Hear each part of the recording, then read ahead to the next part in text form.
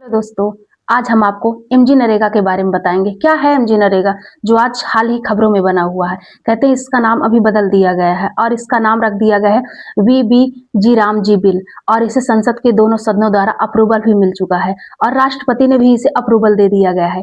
Sir कहते हैं मनरेगा की शुरुआत 2005 में होती है, तब इसका नाम होता है नरेगा, लेकिन 2 अक्टूबर 2009 में फिर इसका नाम परिवर्तन कर दिया जाता है और इसका नाम रख दिया जाता है एमजी नरेगा। कहते हैं इसका उद्देश्य है रोजगार देना, जो बेरोजगार हैं, काम की तलाश में हैं, उन्हें रोजगार देना।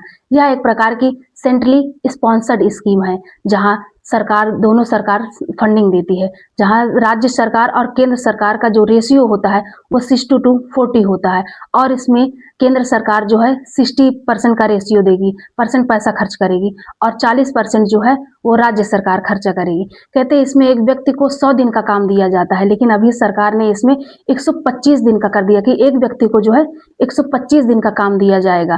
कहते हैं यह एक प्रकार का मंत्रालय के अंदर आता है और मिनिस्ट्री ऑफ रूरल डेवलपमेंट के अंदर आता है। कहते हैं इसमें किस व्यक्ति को फायदा मिलेगा।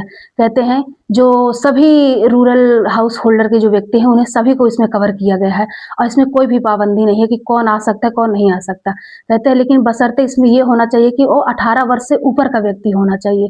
ये 100 दिन का काम तो है, लेकिन जो व्यक्ति बहुत ही बुरी हालात में है, स्पेशली जो मुख्यतः जो एससी हैं, एसटी हैं, उन व्यक्तियों को 50 दिन का और एक्स्ट्रा काम दिया जाता है, जिन्हें पूरा टोटल मिलाकर 150 दिन का काम दिया जाता है। लेकिन इसमें एक सबसे बड़ी चुनौती यह आती है फंडिंग का रेशियो, कि व्यक्ति काम तो करता है, लेकिन कभी कदार ऐसा होता है कि 100 दिन के बजाय उन्हें 85 दिन काम दिया जाता है, और फंडिंग का जब आता है, लोगों को मजदूरी देने की बात आती है तो बड़ा देर दिया जाता है, जिससे व्यक्ति बहुत परेशान हो जाते हैं। लेकिन कहते हैं कि जो एमजी नरेगा है, इसके निगरानी के लिए भी हमने एक पैनल बनाया है। कहते हैं जो पैनल होती है वो देख रेख करता है कि जो काम सही से हो रहा है कि नहीं इस कमेटी में। कहते हैं एमजी जो इसमें एक पैनल बनाया गया है उसका नाम होता है अमरजीत सिन्हा पैनल। कहते हैं ये इसका देख रेख भी करता है। लेकिन इसमें जो एमजी नरेगा में जो व्यक्ति प्रशिक्षण नहीं करते, जिन्हें कला का कोई ज्ञान नहीं होता कि कैसे काम किया जाए, उन्हें प्रोजेक्ट उन्नति के द्वारा काम स्किल भी दी जाती है। और कहते हैं इसमें सबसे बड़ी मुख्यतः बात तो यह कि सरकार ने इस बार ये कर दिया गया है कि 60 दिन की छुट्टी भी दे दी गई है, कि जो व्यक्ति जैसे फसल की कटाई या बुनाई का समय आता है तो कहते हैं सरकार इसमें छुट्टी दे देती है 60 दिन की, कि जो व्यक्ति इसमें काम कर रहे हैं वो जाके कृषि को ध्यान दे, ये ना हो कि अपने रोजगार के समय अपनी कृषि को भी बर्बाद करें।